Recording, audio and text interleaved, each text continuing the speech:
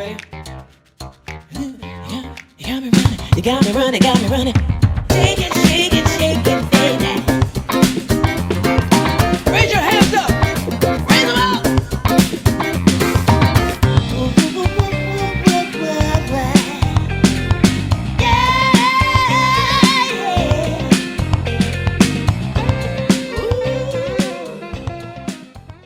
And welcome back to the Daily Currency Call, thanks to Forex Trading Asia. So this is the Daily Currency Call where you get the market information and currency analysis. So this is episode 363. Nearly a full year's worth of free currency calls have been completed, and it is the 26th of August. So the week is as follows. On Monday, we do the Aussie and Kiwi. On Tuesday, we do the Euro pairs. On Wednesday, we do the pound pairs. Thursday, we do yen and gold. And then Friday, we do the CAD pairs and crypto. Ethereum and Bitcoin are in focus with the cryptocurrencies. So in this currency call, you'll get market economic updates. You'll get key support and resistance levels that we use in the markets. We also go through educational points and then the trade ideas based on the rules that we follow for trading. And then this currency call will also be very beneficial for the long-term investor and also the short-term traders as well in the group. Now, here we'll go through what move prices, and we'll also discuss possible trade ideas and setups in regards to the pairs we're focusing on. And we'll also highlight potential targets and risks as well. A quick disclaimer before we go on is that the information shared during the session are only ideas and they're not trade recommendations. So please take note of that. And it is solely the opinion and the views of the speakers as well. So please remember to do your own analysis before you enter any trades as well. And I just saw, is someone else from Perth as well? Welcome. All right. Anyway, guys. So to start off with, we have Gim Hong, and he'll be discussing a preview to the Jackson Hole Symposium. So much anticipated this particular meeting, and Gim Hong, take it away, please. And thanks again for your assistance. Thank you very much, Scott. Yep, highly anticipated event of the month, okay, I would say. In fact, some people in the market actually claim that the recent release of the FOMC minutes has already stolen the Jackson Hole Symposium's thunder, okay? Why is that the case? Because we have seen from the minutes that, most members, okay, most committee members, they are actually inclined towards a tapering this year, okay? While some of them are actually more supportive of one early next year. So it's kind of like a spoiler into, leading towards the whole symposium, okay? But nonetheless, okay, we are very sure that we haven't heard from one person, okay, who's probably the most important one out of the whole committee, right? Jerome Powell, the US Federal Reserve Chairman, okay? So, some may say that they may have stolen the thunder and things like that, but personally, I think we still have to pay attention to the symposium because we need Powell's input before we can, have more certainty as to whether the central bank will be tapering quantitative easing, okay? Now, so with that, all right, we will be hearing from him tomorrow, okay? The Jackson Hole Symposium will be starting tomorrow. So he'll be speaking at 2200 GMT plus 8, okay? Yes, pretty straightforward. We want to know if, what's his view, what's his thoughts on a tapering. Specifically, is he actually expecting, okay, a tapering this year? Or specifically, when will he expect? Personally, if you ask me, I would say that unlikely he's going to provide a clear answer to that question, okay? Why is that the case? No doubt, all right? No doubt. We have heard from many members that, tapering will be this year and things like that. Why is that the case? We have strong inflation, strong employment, and strong business activities in the US, okay? All these, if the central bank is not going to react to it in terms of tightening monetary policy, meaning either by a hike in interest rate or a cut in quantitative easing, okay, the US economy is going to go very hot, okay, it's going to run hot, it's going to be overheated, like what the New Zealand's economy is facing right now, right? So, which is why we are hearing a lot of members saying that they are expecting, and in fact, the central bank should be cutting back quantitative easing this year, okay?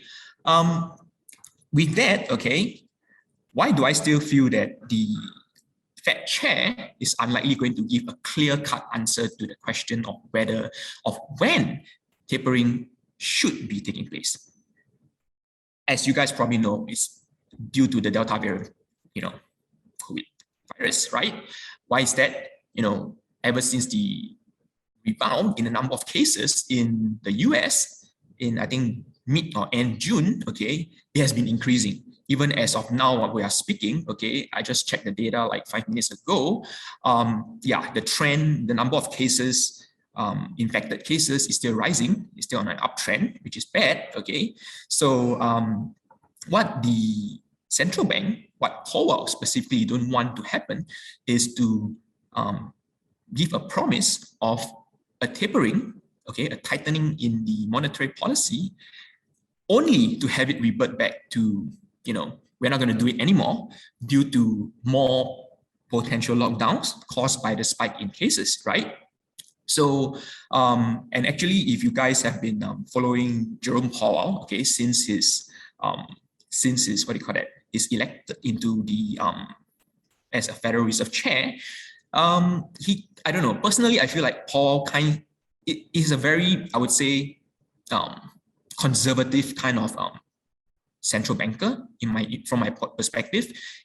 Like when it's time to go hawkish, he will kind of like hold back, not diverge too much of information as to what the central bank is planning. Okay, so he pretty much like to keep it to himself, or rather to the central bank, and not much to the public. Okay, so because of all these things, conservative mindset and things like that, yeah, Powell may actually say that he's likely going to acknowledge the strong improvement in the economy, okay, in the US economy that we have seen, the obvious stuff, right? Like rise in inflation, unemployment rates decreasing, business activity expanding, and things like that. But as for whether or not, he's going to give a timeline and perhaps the amount of QE, okay, to be cut, is unlikely going to be the case. So with that, so for the rest of the year, we will be expecting 3 more monetary policy meetings from the Fed, okay? One in September, one in, I think it's November and December, okay? 3 more meetings. Now, if the Fed is not going to do anything about the rise of recent inflation and things like that, then, like I mentioned earlier, they may actually risk an overheating of the economy. So if they are going to, announce formally when will QE be taking place and as to how much QE will be taking place, okay, they may actually do it in September, to be honest, okay, during the September's meeting, okay, formally.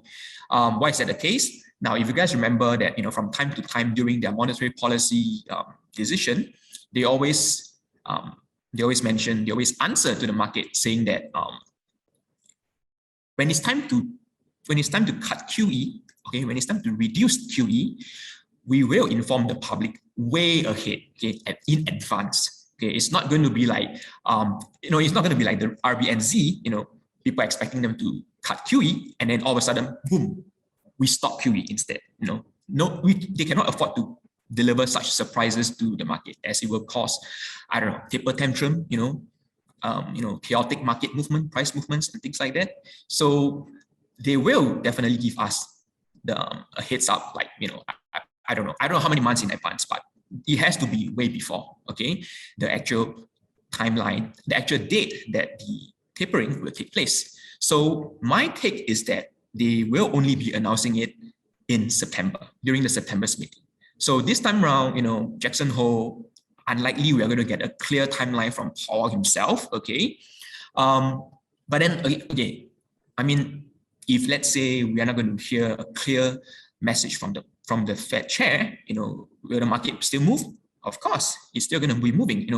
For what it's worth, the ECB and the BOE will not be participating this time round's symposium. The symposium this time round, probably because of the Delta variant and things like that, right? So with these two central banks out, the remaining central banks, we pretty much we either hear from them already, okay, or we pretty much can expect them not to do anything, right? RBA, RBNZ, we'll hear from them. BOJ, what's that again? The SNB, Swiss National Bank, and the 1, 2, 3, 4. Yeah, okay, these two, we are unlikely going to hear anything from them. Why is that the case? BOJ is not ready for a QE tapering, okay? SMB, they do not even have QE to begin with, okay? So that's, that's for the 4 central banks. BOE, ECB, they are out, okay? So we are left with the Federal Reserve and, okay, what's the other central bank? BOC, okay? So Bank of Canada, as we have already heard from them recently that, they have cut QE by 2 times, right? Down to a 2 billion per week purchase. So it's all left with, the limelight will be on the Federal Reserve, okay? So market is still going to move, likely, okay? So if you guys are planning to trade, just take note of Friday, 2200 hours GMT +8, because that will be the time that the Fed Chairman Powell will be talking, and yeah, expect volatility during that period of time, disappointment or surprises and things like that. So if you want to trade during that period of time, just keep your trade short term, scalp if you can, take your profits and go off. And yeah, that's pretty much it. And the symposium will last throughout the weekend, probably to Saturday or Sunday, depending on which part of the world you are located at, okay?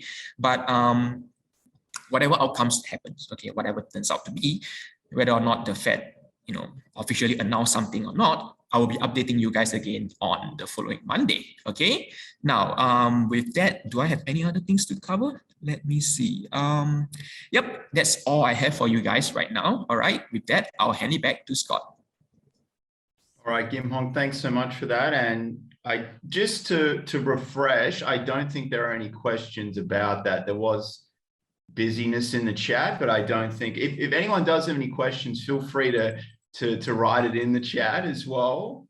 Because, what I normally do, guys, is, well, once Kim Hong has done this and the currency call is over, I'll replay this call as well, just to really absorb all the information, because some people might absorb it once, but it's good to just understand that, learning takes a bit of time, and, putting the focus in now is really going to help. So anyway, US dollar analysis time now, guys. We did see a further pullback. Now, it wasn't, anything significant, but we did see the US dollar pull back a little bit more. And what we saw, best described, would be a risk on sentiment remained. Although right now what we're seeing is, the US dollar strengthening. We do have a couple of events happening tonight as well that I'll briefly touch upon as well. And we've got the Forex economic calendar here, thanks to Forex Trading Asia. So let's go to Wednesday. We did see nothing too spectacular from the core durable goods. They were up slightly month on month for July at 0.7. Expected was 0.5. And then durable goods orders were slightly up, negative 0.1%. Although, in June it was 0.8%. So that, nothing really came out that saw, and equity markets again were pushing a little bit higher with the S&P 500 and the NASDAQ as well, but a lot more subdued. So you could see that, the market was in a bit of a, I guess, a constrained, pattern. Now for today, we do obviously have the GDP out. We've discussed this. We've discussed that, very likely if we see a beat on this, or even meeting expectations where, ahead of Q1, and it's just going to be interesting to see, because we've had the Delta variant out, and if we do see a stronger US dollar, it's just going to help, propel the US dollar high if we, although like what was mentioned, Jerome Powell is quite conservative. So, but then again, for trading opportunities, holding through all of this would be, I would say, aggressive. So you just want to wait to see what the market does once it's absorbed that information that's mentioned. And the Jackson Hole, there's more than just today. There's also tomorrow as well. So, and also Saturday. So even, I mean, a conservative approach would be to wait for the end of the week candle to close and then sort of see, because we've got a lot of pairs at interesting points as well. But for today, guys, as well, we do have the yen pairs in focus, and we also have gold that will be discussed. And just remember, you know, take some notes as well. We have educational points that are presented before we get into the actual trade ideas as well. So we've got Jin here now, just to present his thoughts on the yen pairs and gold. Thanks for that, Scotty. So, you know, we've got quite a few retail traders. Well, most of you are retail traders here. And through my experience with coaching new traders, retail traders, experienced retail traders, what I've always found is that everyone tries to find the perfect trade. They try and find that trade that they are confident to enter, that they know, or they feel that they know they're going to definitely make money on. So with that thought in mind, that's also one of the major pitfalls that generally causes most retail traders to lose money, right? So this is also one of the reasons why we do this currency call, these videos here to help retail traders. Why I say that is because if I show you my charts here, my screen here, before I get into the yen pairs and gold, I'll just show you like an example of the analysis that I did on Monday. This was the Aussie dollar on the H4 time frame. My expectation was for it to test 7120, and if it breaks 7120, I'll be looking to sell. See, what we have actually seen is that it didn't go down, it didn't test that level. It's in fact gone up, and as an update, I do think that it will probably come back down towards 7120. But this would be an example where your key levels, your trigger levels are very important. It tells you exactly, you know, you need to have those trigger levels to tell you when to sell. You're not looking for a trade, or you shouldn't be looking for a trade to jump in straight away. If you can, that'd be great. But usually we have price levels that we're going to say, at that price level, if it looks good, I'm going to be selling. With proper risk reward, we were sharing this on Monday. We were saying at about a 30 pip stop loss for a good 90 pip take profit level. Very good risk reward ratios there, but only if it breaks that 7120. So this would have been a very good trade if it did break, but it's also a good trade that prevented us from entering and losing a big amount. Same thing with the New Zealand US dollar here. Expected it to break and didn't, it bounced up. And a lot of traders would have jumped onto that emotion of saying, hey, it's going up, can I look to buy? And most of the time you end up buying when it's a bit too late, and then it starts sitting right across again. So have your trigger levels, respect those trigger levels, and only enter a trade when it hits those points. That's one way to be a little bit less emotional with your trading, a little bit more systematic with your trading. And when you have a process that you repeat over and over again, your results becomes a little bit more repeatable and definitely a lot more profitable. All right. So just an update again, this is the euro dollar on the H4 time frame. I'm still expecting it to drop at this point of 1.1766. I think a reaction at this resistance level might indicate a good selling opportunity. And then on pound dollar, it has tested that 13747 level, still looking for that downward move. Again, pay attention to what could happen tonight and over the next couple of days here on Forex Trading Asia, looking at the economic calendar. On Thursday today, we have the GDP quarter on quarter, still expecting a 6.7%. from a previous of 6.4. went through in detail about the GDP numbers yesterday. So if you want to check back, refer to the previous videos. If that does come out at about 6.7, I'm expecting even a 6.9. We could see some US dollar strength being applied, which might actually be a little bit short to medium term.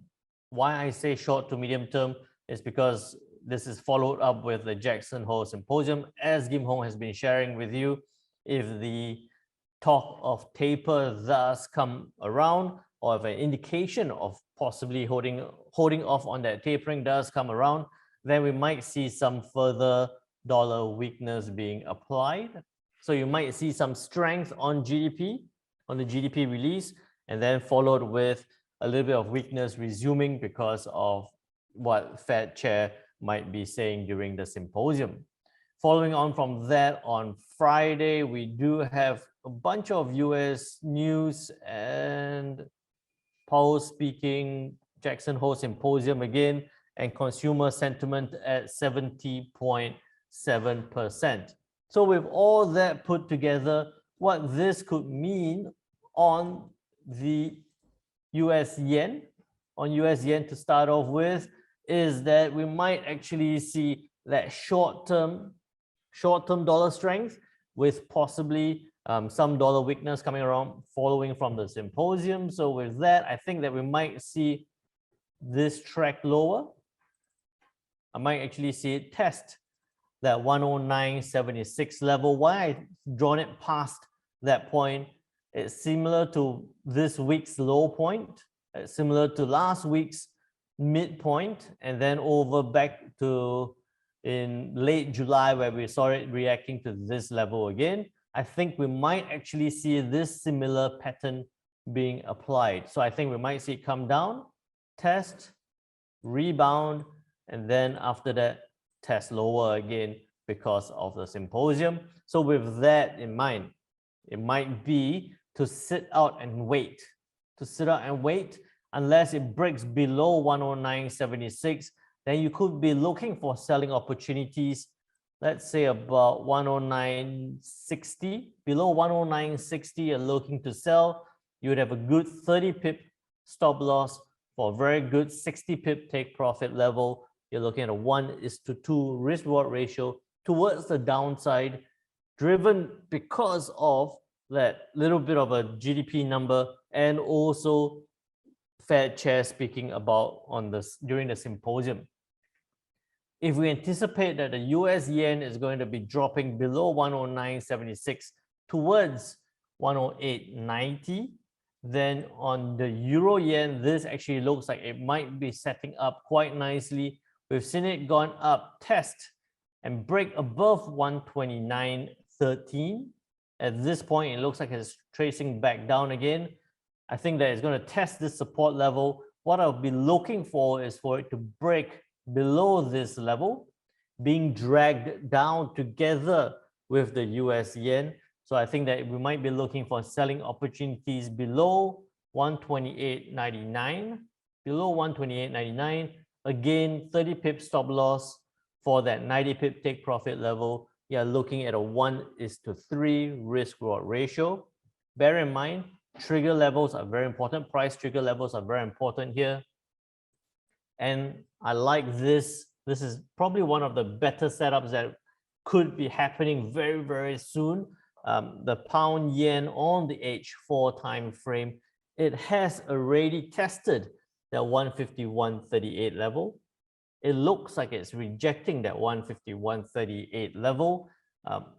I would be waiting for this candle to close. I would say that of the three, this would be the almost the most immediate trade that could happen. If it goes below 150.97, you could have a 60 pip stop loss for a good 150 pip take profit level. You're looking at above 1:2 risk reward ratio, almost a 1:3 risk reward ratio towards the downside as it rejects that resistance level.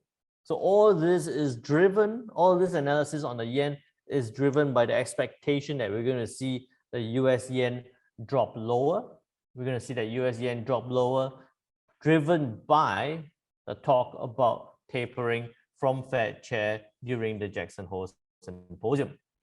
With that, we went through the US yen, the euro yen, and the pound yen. Again, a risk management aspect or mindset to take on is you wouldn't want to be jumping into all three trades at one time. If it does trigger, you don't want to be jumping onto all three. What I'm looking at here is I've ranked my trades. That's also one reason why I said that the pound yen is high on my list, because it has already rejected. It's failed to break above that 151.38 level. This is top priority. The US yen would be mid because it's got a lot of volatility to go through.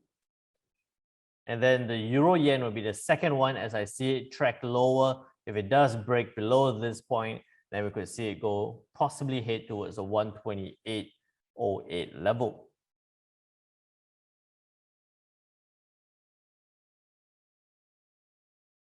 For gold, I look at it on a daily time frame. I don't look at it on H4. I look at it on a daily time frame.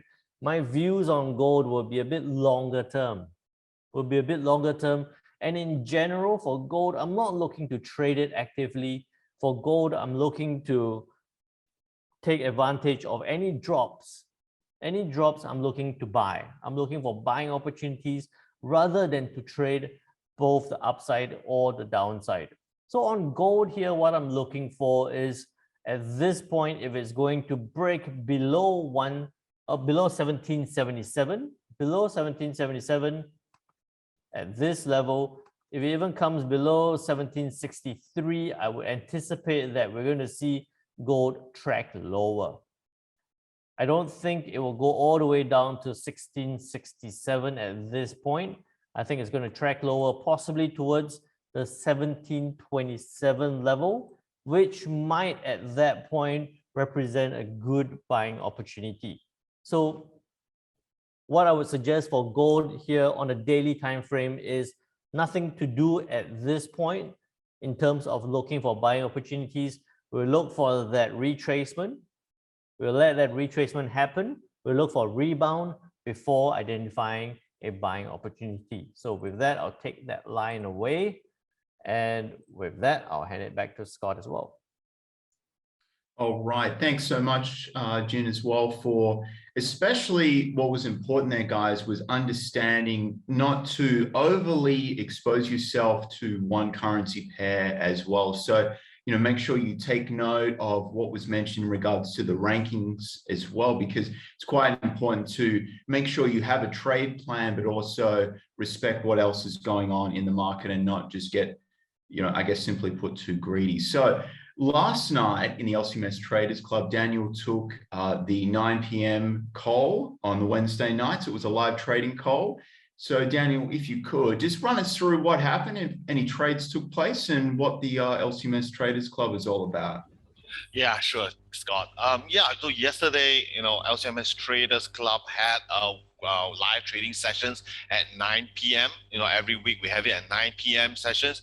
Basically, what we do is actually to help LCMS Traders Club members do the preparation for trading, so they know what you're doing, and then look at selecting on the, if those who are interested in looking at the lower time frame, you know, if there's any opportunity to take a trade for that, you know, just that couple of hours, 1 or 2 hours that you are in front of your computers. Okay, so then let me share with what happened then. Maybe I won't share everything that we'll do, for course those who want to join, want to know everything, can join the LCMS Traders Club. We have recording sessions there, or join us on every Monday and Wednesdays, Monday group coaching sessions and the Wednesday live trading sessions here. Now, one thing I would like to share with you was that, you know, yesterday, it was really a very slow day. You know, you could see a lot of almost every chart. You could see the price was in consolidation phase, not really any trading much to take. So we look at the 1 hour, 4 hours, and there's nothing much to take. So we're looking at straight away at the lower time frame, like 15 and 5 minutes. Couple of trade ideas, a few. We actually go through what happened for the Jackson Hole Symposium. We have a discussion. We also look at what possible midterm trade ideas to do. And then one thing that caught our eye was this the euro yen, right? Euro yen on a 15-minute chart, you could see right here, we could see a real nice consolidation phase last night. We were all waiting for it, and they said that we will look at it. If it breaks above, we could look to buy, right? We could look for a buy trade, but we had at 129.095 some reactions level way behind where you could see a limit there. So we were waiting, say, okay, if it breaks, doing while we're waiting, we breaks below above 129.15, we will take the trade, and that's what happened, right? Straight away, a member was actually monitoring for us, and if it breaks above that, so we could look for it at break above all the way, and we will say that maybe perhaps it could move all the way to 129.63. It didn't do that, but really very nice. Looking at this trade up here, break above, it actually moves quite close to about 30 pips. For short-term trade, it's pretty good, right? It's pretty good, and you can see that's one of the things that we could, for those who are enjoying the LCMS Trader Club, you can see that even the standard MACD is turning down momentum here. So if you took a trade here, you should be looking to exit out here already as well. So really very nice. One of the trade ideas that could be actionable trade that we done last night. And of course, I'll give you another example was pound USD, right? We were looking at it as, again, similar thing. You can see in 1 hour, the whole day yesterday, consolidation phase. Although we do have a bias of a sell, strong US dollar coming in, waiting for a trade idea to break above 1.3670. I left with the idea that if it breaks above up, anybody want to take a short-term trade can go all the way to try the short-term trade for 1.377. It happened later on. It didn't happen immediately. It happened later on for 20 pips take profit target. So I'm not sure whether the members took it, but it was one of the trade ideas that we have last night. So again, really very nice session last night. Okay, so for those who are interested to join us and for these live trading sessions on Wednesdays 9 p.m. during the US market open, GMT plus 8, by the way, 9 p.m. GMT plus 8, all Monday group coaching sessions. You could just join us here at Traders Club. We have not only group coaching sessions here, just go to tradersclub.lcms.com.sg coming in. We also have many more things such as we have the Forex signals coming in from there as well. We also not only give you the signals, we also give you the analysis behind it, so that not only you earn from the signals, you learn the trade on why we take a trade signals as well. And also on Monday, we have daily analysis, trade ideas coming in, and many more in this Traders Club. And what you could do is just click on this for $49 a month. Okay, this is really a chance to join it at $49 a month because we can change the price at any time. So, but this is really the least you must do if you want to achieve your best in trading. So this price can change anytime, remember. So fill it up, submit, and I'll see you in the club. Scott. All right, thank you so much for that, Daniel, as well. Now, just a couple reminders, guys. We did have a link for the Kansas City Fed YouTube page for the live stream of the Fed Chair's speech tomorrow at 10 o'clock GMT plus 8 time, and the YouTube channel as well. So the YouTube channel that Jin has that has all the information in regards to a lot of free content. So feel free to definitely check that out as well. And make sure you stay tuned for tomorrow's episode. We'll have the CAD update, and we'll also have cryptocurrency as a focus point. So again, guys, trade safe and make sure you watch the replay if you didn't understand anything on the YouTube channel. Thanks so much, and have a great day, everyone. Thanks for watching.